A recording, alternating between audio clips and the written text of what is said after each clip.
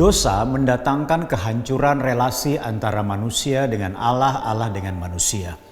Tentunya ini tidak bisa dibiarkan karena dosa berakhir dengan maut atau kebinasaan. Saudara yang kasih dalam Tuhan, Bapa di surga berinisiatif untuk mengutus anaknya yaitu Yesus Kristus untuk menjadi pengantara kita.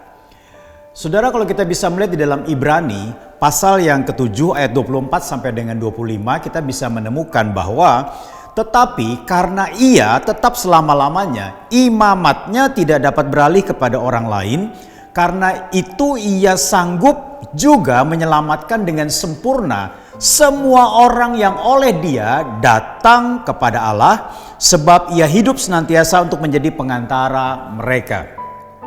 Saudara yang kasih dalam Tuhan, Kristus sebagai imam, Kristus sebagai imam besar, Kristus sebagai imam besar pengantara bagi umatnya. Inilah yang memulihkan hubungan manusia dengan Allah, Allah dengan manusia.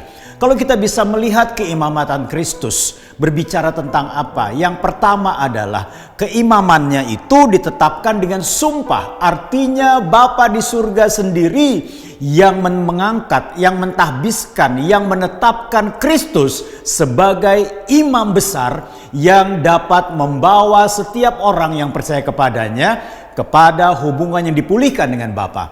Kemudian yang kedua adalah dia menjadi perantara umatnya. Artinya apa, saudara? Artinya dia adalah jembatan yang membuat setiap orang percaya bisa bertemu dengan Bapa di surga, bisa berdoa kepada Bapa di surga, bahkan bisa berseru kepada Bapa di surga.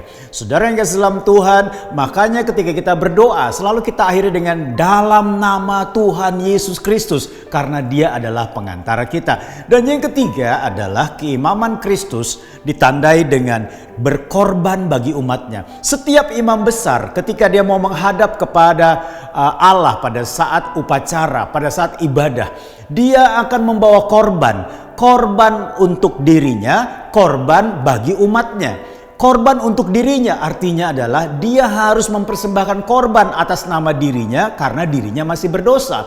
Dan juga dia mempersembahkan korban bagi pengudusan umatnya di hadapan Allah. Tetapi Kristus, dia tidak membawa anak domba karena dialah anak domba Allah. Dia berkorban bagi umatnya. Sehingga melalui dia, di dalam Kristus yang sudah berkorban bagi kita, ada pendamaian, ada penyatuan kembali, ada relasi yang harmonis antara manusia dengan Allah, Allah dengan manusia. Karena Kristus adalah imam besar sejati bagi kita semua. Tuhan Yesus memberkati.